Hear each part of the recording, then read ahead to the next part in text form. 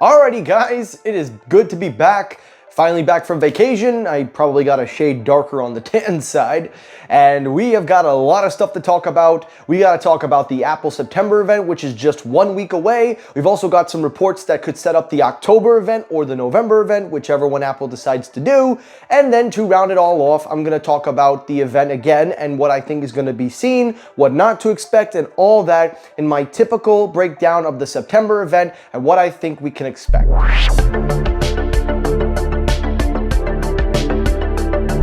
Alrighty, so let's just get this out of the way. I want to do this quickly before we talk about the main products of what to expect. Let's do the do not expect. Don't expect any MacBooks, don't expect any iPad Pro news, don't expect any iPad Air news or iPad news, don't expect any of that for this event. Don't expect AirPods Max, don't expect anything Apple TV related, HomePod related, don't expect anything of that nature. If we have learned anything over the last 8 years is that the September event is specifically for iPhones. Now, that model has changed here and there, but just putting that out there. But there is one iPad model which I will save at the end of the video that I will talk about that we might throw in as a wild card. My wild cards are the ones that I think could happen, but I wouldn't say it's going to happen, but I won't rule it out. So we'll save that particular model, and I think you know what it is. But let's talk about it. So if you haven't been keeping up with my channel, you guys know that the September event is all about the iPhones. iPhone 16, 16 Plus, 16 Pro, and 16 Pro Max. And all of these models are going to be getting a brand new design tweak in terms of the size, in terms of batteries, specs, all that good stuff, except for the 16 and 16 Plus. They are gonna stay with the last year's chipset with a clock GPU. But where things are different this time around is Apple is now going to be focusing on their Apple Intelligence integration with the new iPhones and the camera technology. Now, this is where I think the bulk of their event is going to be focused on with the iPhones, even the iPhone 16 and 16 Plus. Apple Intelligence is coming. It's coming in beta, and it's making its way into reportedly iOS 18.1. As we know right now, Apple Intelligence is supported on the iPhone 15 Pro, Pro Max, and then the 16 series as a whole. We do know that they are going to get a bump in the RAM because, according to the reports, Apple Intelligence is going to require at least 6 gigabytes of RAM in order to it to be supported. So we already know this. Now, going back to the camera technology with AI, in this instance, I think that Apple is really going to show off the impressive technology that they're trying to convey with the camera technology and the editing of their AI tool for images, blurring, to enhance photo qualities, to get better shots, to help machine learn the phone, to make it more realistic. And I also believe that they're going to integrate Apple AI into spatial videos, into making it more with the Vision Pro. And I do think that Apple Intelligence will probably one day make its way over to the Vision Pro. But as of right now, we don't have any reports on that. But sticking with the iPhone 16s, it's essentially going to be the same story. We're going to see these models. They're going to be basically a refresh. However, the Pro and the Pro Max are going to be getting a tweaked design. So now it's going to be coming in at 6.3 inches for the Pro and 6.9 inches. But that's not really where the focus of the event is going to be. It's about what I'm talking about right now. It's all going to be Apple Intelligence, and it's going to be how it's going to integrate with this new Pro and Pro Max phone and how it's going to pave the way for future iPhones going forward.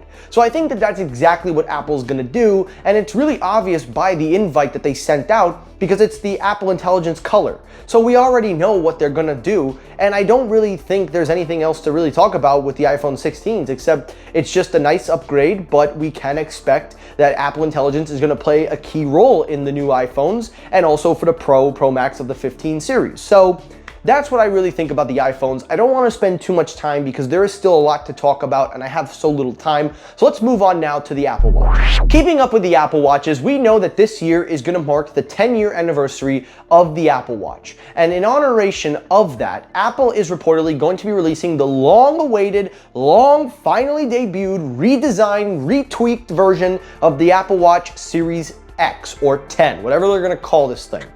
Essentially, it is going to be the redesign that everybody's wanted. It will come in two sizes, 45 and 49 millimeter. It will also feature brand new display technology. It is reportedly going away from OLED and using mini LEDs. It seems like that's going to help save in cost. It is also going to have new watch band support. It's going to start a whole new line of watch bands. So for those of you that have been using your watch bands, this might be the year that they finally decide that they're going to switch it over.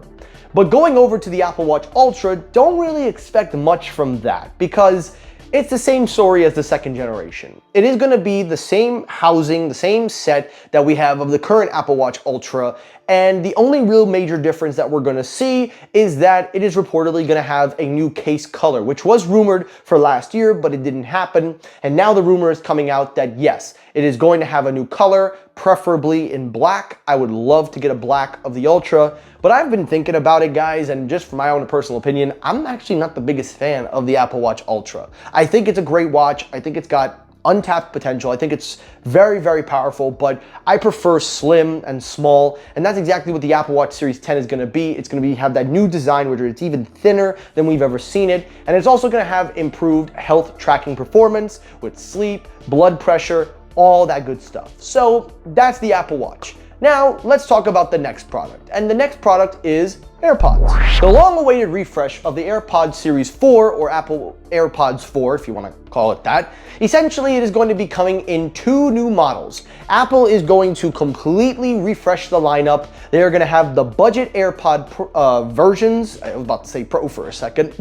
They're going to have the basic AirPod 4s, which is going to be your standard cheap AirPods, and then you will have the premium AirPod 4s. Essentially, the AirPod 4s are going to be sold in two varieties, as I said before. The main one, the one that is more money, is reportedly going to have active noise canceling with an open ear system. It is also reported that it will feature some new enhanced gyroscope, enhanced head tracking, and also add some new perks and features like the H2 chip, and also some other qualities and features, improved battery life, and so on and so forth. Now, the rumored price of the AirPod 4 for the cheaper model is reportedly set to be around $100. Now, I don't know if that's going to be exact, because if Apple ever made $100 AirPods, kiss the wireless headphone industry goodbye, because everybody, and I repeat, everybody will jump for AirPods at that price point. Now, the expensive AirPod Pros are rumored, see, did it again, AirPods 4 Premium. They are reported to be released at around $159, which is the current price tag for the AirPods 3.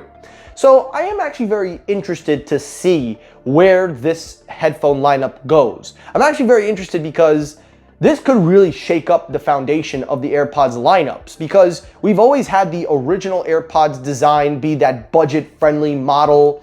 Then we've had the new AirPods 3 and then the AirPod Pro 2s. So it's interesting to see now they're going to get rid of that design in favor of the design that they have right now. And if they knock that price down to $100, that's going to be huge. I don't personally believe it, but if Apple does that, kiss the wireless headphone industry goodbye, because that's just going to grab so much market share, because that is premium Apple experience at a price range I don't think anybody could argue.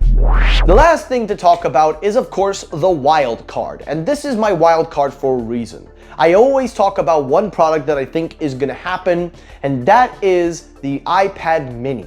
Now, there are reports going around that the iPad mini's supplies are now starting to dwindle down, and typically that means that they are scheduling a brand new iPad mini, and that this new one, and every time that they have lower shipments, this is what happens. So it is very possible that we're going to see a refresh of the iPad mini, but don't really expect anything. Just expect it to be just a tweaked version of the iPad mini we have now, with a new CPU, which might reportedly support Apple Intelligence.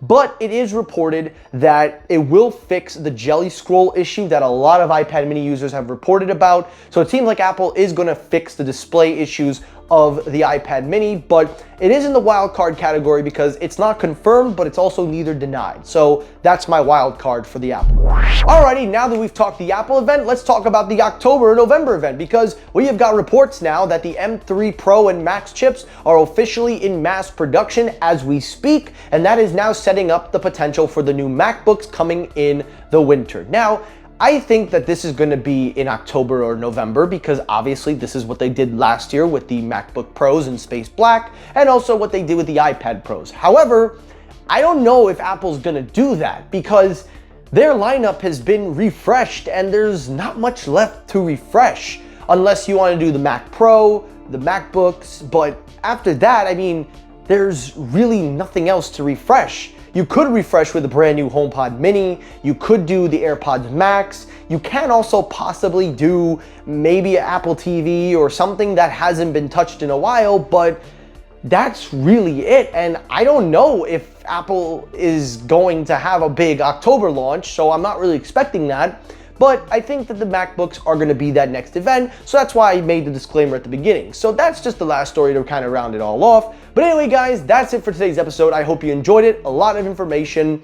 Let me know your thoughts down below. What do you think of the September event? Are you excited for it? We're a week away. This will be the only video that I make because then after that, I will talk about it and I'll cover it. Anyway, guys, if you enjoyed the video, hit the like button. If you dislike the video, you can hit the dislike button. That helps circulate my videos as well. As always, everyone, thank you so much for watching and stay tuned, guys, because we have a lot of reviews coming out and you are not going to want to miss those. Thank you so much for watching. Take care and peace.